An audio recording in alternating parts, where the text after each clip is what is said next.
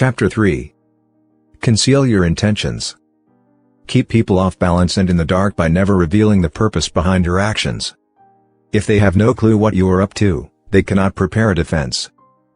Guide them far enough down the wrong path, envelop them in enough smoke, and by the time they realize your intentions, it will be too late. Part 1. Use decoyed objects of desire and red herrings to throw people off the scent. If at any point in the deception you practice, people have the slightest suspicion as to your intentions, all is lost. Do not give them the chance to sense what you are up to. Throw them off the scent by dragging red herrings across the path. Use false sincerity, send ambiguous signals, set up misleading objects of desire. Unable to distinguish the genuine from the false, they cannot pick out your real goal. It is a pleasure to let go, and to allow the other person to detour you into a strange country. Everything in seduction, however, depends on suggestion. You cannot announce your intentions or reveal them directly in words. Instead, you must throw your targets off the scent. To surrender to your guidance, they must be appropriately confused. You have to scramble your signal, appear interested in another man or woman, then hint at being interested in the target, then feign indifference, on and on. Such patterns not only confuse, they excite. Most people are open books. They say what they feel, blurt out their opinions at every opportunity, and constantly reveal their plans and intentions. They do this for several reasons. First, it is easy and natural to always want to talk about one's feelings and plans for the future. It takes effort to control your tongue and monitor what you reveal. Second, many believe that by being honest and open they are winning people's hearts and showing their good nature. They are greatly deluded. Honesty is actually a blunt instrument, which bloodies more than it cuts. Your honesty is likely to offend people. It is much more prudent to tailor your words, telling people what they want to hear rather than the coarse and ugly truth of what you feel or think. More important, by being unabashedly open you make yourself so predictable and familiar that it is almost impossible to respect or fear you. And power will not accrue to a person who cannot inspire such emotions. If you yearn for power, quickly lay honesty aside, and train yourself in the art of concealing your intentions. Master the art and you will always have the upper hand. Basic to an ability to conceal one's intentions is a simple truth about human nature: our first instinct is to always trust appearances. We cannot go around doubting the reality of what we see and hear. Constantly imagining that appearances concealed something else would exhaust and terrify us. This fact makes it relatively easy to conceal one's intentions. Simply dangle an object you seem to desire, a goal you seem to aim for, in front of people's eyes and they will take the appearance for reality. Once their eyes focus on the decoy, they will fail to notice what you are really up to. In seduction, set up conflicting signals, such as desire and indifference, and you not only throw them off the scent, you inflame their desire to possess you. A tactic that is often effective in setting up a red herring is to appear to support an idea or cause that is actually contrary to your own sentiments. Most people will believe you have experienced a change of heart, since it is so unusual to play so lightly with something as emotional as one's opinions and values. The same applies for any decoyed object of desire. Seem to want something in which you are actually not at all interested and your enemies will be thrown off the scent, making all kinds of errors in their calculations. Use this tactic in the following manner. Hide your intentions not by closing up but by talking endlessly about your desires and goals, just not your real ones. You will kill 3 birds with 1 stone. You appear friendly, open, and trusting, you conceal your intentions, and you send your rivals on time-consuming wild goose chases. Another powerful tool in throwing people off the scent is false sincerity. People easily mistake sincerity for honesty. Remember, their first instinct is to trust appearances, and since they value honesty and want to believe in the honesty of those around them, they will rarely doubt you or see through your act. Seeming to believe what you say gives your words great weight.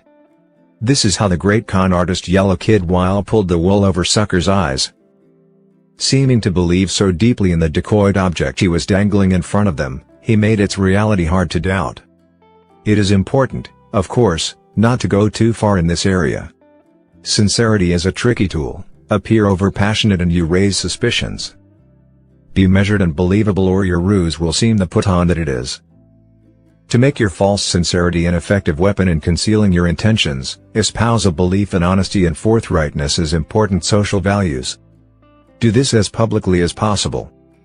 Emphasize your position on this subject by occasionally divulging some heartfelt thought, though only one that is actually meaningless or irrelevant, of course.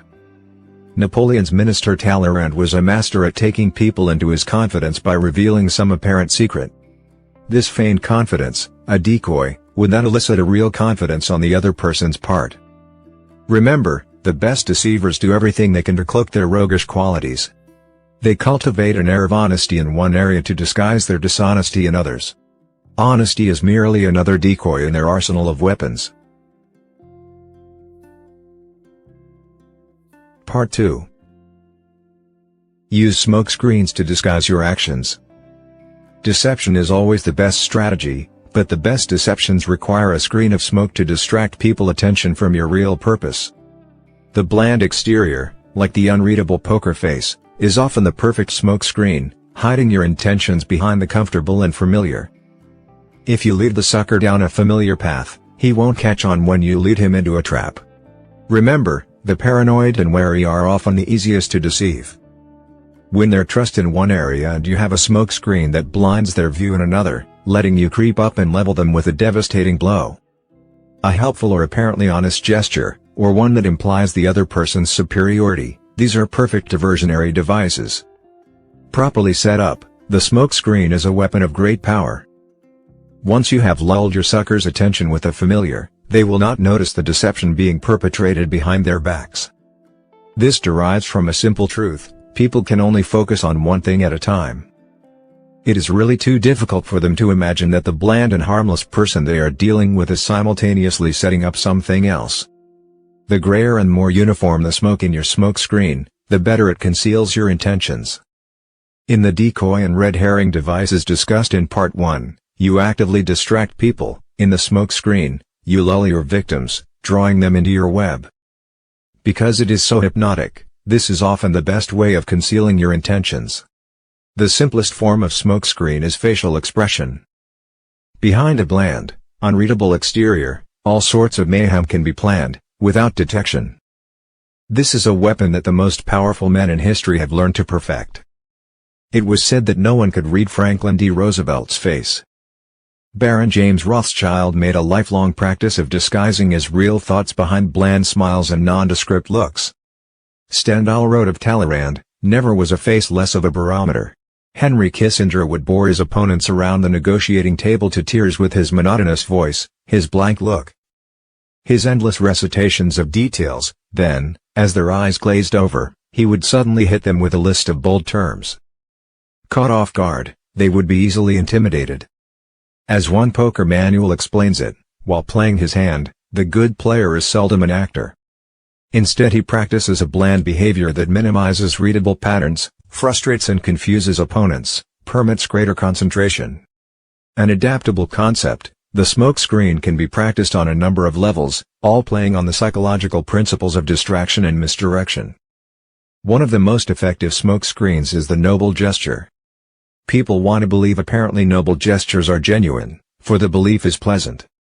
They rarely notice how deceptive these gestures can be. This pattern is powerful in that it deceives the other person into expecting the opposite of what you are really doing. Another psychological weakness on which to construct a smoke screen is the tendency to mistake appearances for reality, the feeling that if someone seems to belong to your group, their belonging must be real. This habit makes the seamless blend a very effective front. The trick is simple: you simply blend in with those around you. The better you blend, the less suspicious you become.